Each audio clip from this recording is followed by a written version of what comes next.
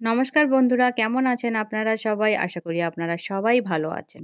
তো আমরা সকাল সকাল রেডি হয়ে রওনা দিলাম গিলিংহ্যামের উদ্দেশ্যে। তাই আমরা খুব সকালে উঠে রেডি হয়ে চলে গেলাম প্রথমে মিল্টন কিনস স্টেশনে। আর এই মিল্টন কিনস স্টেশনটা যেহেতু আমার বাড়ির খুব কাছে, তাই আমরা হেঁটেই চলে গেলাম স্টেশনের দিকে। তাই সেখান থেকে প্রথমে ট্রেন ধরে আমরা গেলাম ওয়াটফোর্ড জংশন। তারপর ওয়াটফোর্ড জংশন থেকে আমরা গেলাম ক্ল্যাপহ্যাম জংশনে।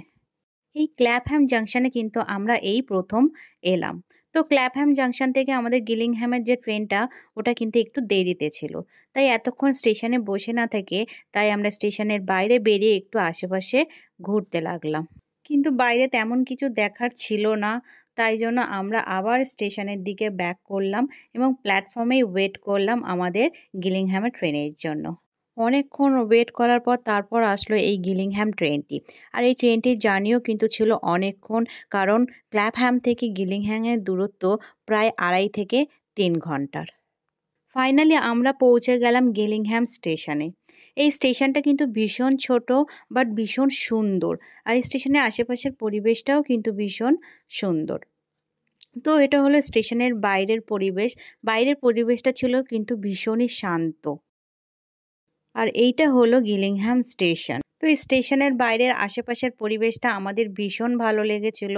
তাই জন্য আমরা ডিসাইড করলাম যে স্টেশন থেকে আমাদের বিএনবি মানে যে ফার্ম হাউসটা আমরা গিলিংহ্যামের রেন্টে নিয়েছিলাম, সেখানেই আমরা হেঁটেই যাব।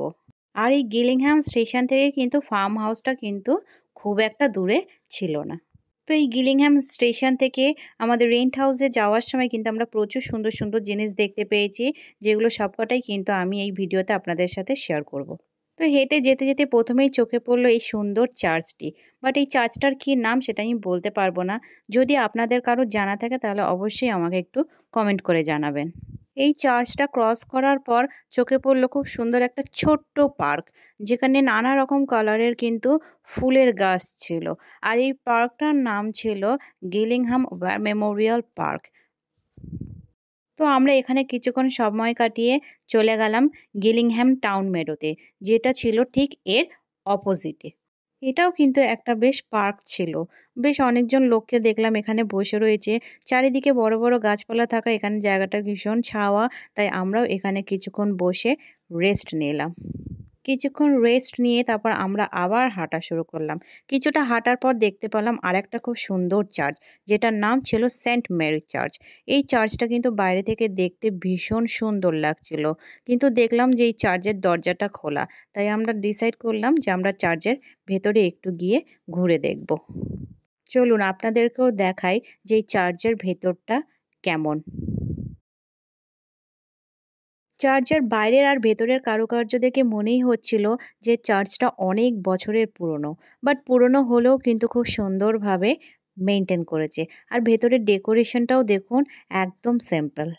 তো এই চার্চটায় কিছুক্ষণ সময় কাটিয়ে আমরা চলে গেলাম খুব সুন্দর একটা গার্ডেনের দিকে। এই গার্ডেনটার নাম হলো গিলিংহ্যাম টাউন কাউন্সিল গার্ডেন। গার্ডেনটা ছিল বিশাল বড় আর ভীষণ সুন্দর একটা গার্ডেন।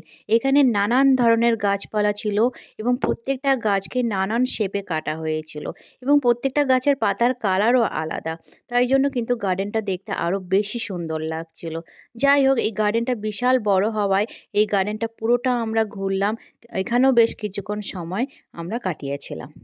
তো এই গার্ডেনে সময় কাটানোর পর আমরা ডিসাইড করলাম যে আমরা আমাদের রেন্ট হাউসের দিকে রওনা দেবো, কারণ আমরা ভীষণ টায়ার্ড ফিল করছিলাম। তো আমরা আবার হাঁটা শুরু করলাম আমাদের রেন্ট হাউসের দিকে। আমাদের এই রেন্ট হাউসের কাছে কিন্তু বেশ বড় একটা গ্রসারি শপ আছে। ওখান থেকে কিছু স্ন্যাক্স আর কয়েকটা জলের বোতল কিনে তারপর আমরা আমাদের ঘরের দিকে রওনা দেবো। তো এই যে গ্রসারি শপটা দেখছেন, এটা হলো কোঅপারেটিভ। আর এরই ঠিক ব্যাক সাইডেই কিন্তু রয়েছে আমাদের সেই রেন্ট হাউসটা। তারপর আমরা রুমে গিয়ে ফ্রেশ হয়ে কিছুক্ষণ রেস্ট নিলাম। তো আমার এই ভিডিওটা আপনাদের কেমন লেগেছে একটু কমেন্ট করে জানাবেন। যদি ভালো লাগে তাহলে অবশ্যই একটু লাইক করে দেবেন। তো রুমে আমরা কিছুক্ষণ রেস্ট নিয়ে সন্ধ্যাবেলা কিন্তু আমরা আবার বেরিয়েছিলাম। সামনে একটা চাইনিজ রেস্টুরেন্ট ছিল। তো ওইখান থেকেই আমরা রাতের ডিনারের কিছু খাবার কিনে আমরা আবার রুমে ব্যাক করেছিলাম। এই রেস্টুরেন্টটা কিন্তু টেক অ্যাওয়ে রেস্টুরেন্ট, আর এখানে খাবার দাবারের কোয়ালিটিও কিন্তু ভীষণ ভালো। রেস্টুরেন্টটা খুবই ছোটোখাটো বাট খুব সুন্দরভাবে অর্গানাইজড করা। চলুন আপনাদের একটু রেস্টুরেন্টটা ঘুরিয়ে দেখাই। তো এইভাবেই আমরা প্রথম দিন গিলিংহ্যামে কাটিয়েছিলাম।